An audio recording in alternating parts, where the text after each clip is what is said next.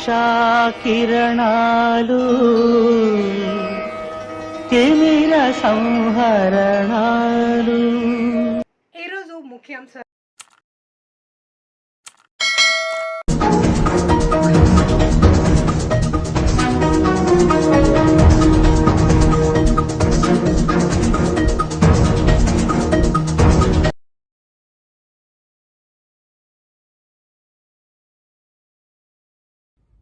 అందరికీ నమస్కారం.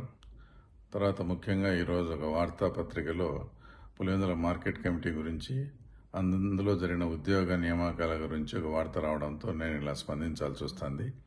నాకు ఆ రోజు బాగా గుర్తుంది. 2019 మే 23వ తేదీ. ఇంకా రిజల్ట్ కంప్లీట్ కాకముందే మా పార్టీ అధికారంలోకి వచ్చింది. మీరు తక్షణం ఉద్యోగాల నుంచి తొలగించబడండి అని చెప్తూ, అయ్యా మా కుటుంబాలు ఉన్నాయి, మాకు భార్య పిల్లలు ఉన్నారు, మాకు కొంత వ్యవధి ఇవ్వండి, ఆ లోపల ఏదో ఒకటి ఉపాధి చూసుకొని మేము వెళ్ళిపోతామన్నా కూడా వినకుండా ఆ రోజు జగన్ పార్టీ అధికారంలోకి వస్తానే అంత అర్థాంతరంగా వాళ్ళ ఉద్యోగాలన్నీ తీసేసినారు.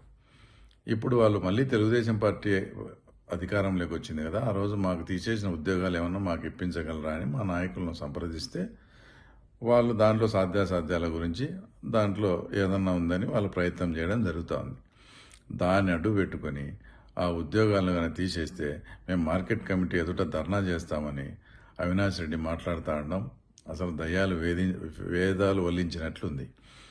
జగన్మోహన్ రెడ్డి పార్టీ అధికారంలోకి వస్తానే 888లో మీరు ఎంతమంది ఉద్యోగాలను తీసేసినారు, గండి దేవస్థానంలో ఉండే ఎన్ని పోస్టులను తీసేసినారు, జేఎన్టీలో ఉండేటి, తర్వాత కస్తూరిబా స్కూల్స్, బీసీ హాస్టల్లో అనేకమైనటువంటి వందలాది మందిని ఉద్యోగాల్లోంచి తీసేసి వాళ్ళ కాపురాల్లో చిచ్చు పెట్టి తర్వాత వాళ్ళ కుటుంబాలను ఇబ్బంది పెట్టడం, తర్వాత మీరు మర్చిపోవడం చాలా దారుణమైన విషయం.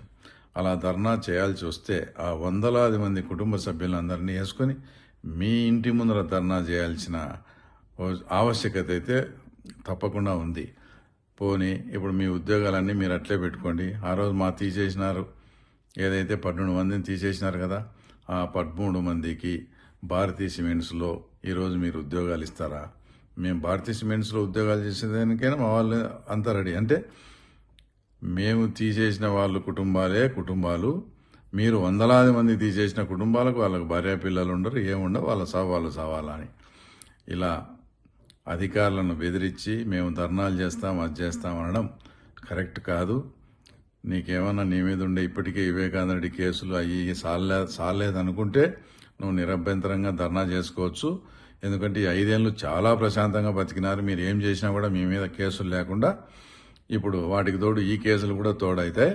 కాబట్టి అధికారులందరికీ నేను ఒకటే చెప్తా ఉండా, మీరు నిజాయితీగా ఉండి మీరు ఏ తప్పు చేయకుంటే ఎవరికి భయపడాల్సిన పని లేదు, ఏ పొలిటీషియన్స్కు భయపడాల్సిన పని లేదు. మీ డ్యూటీ మీరు సక్రమంగా చేయండి. మీకు రూల్ పొజిషన్ ఎలా ఉంటే అలా చేయండి.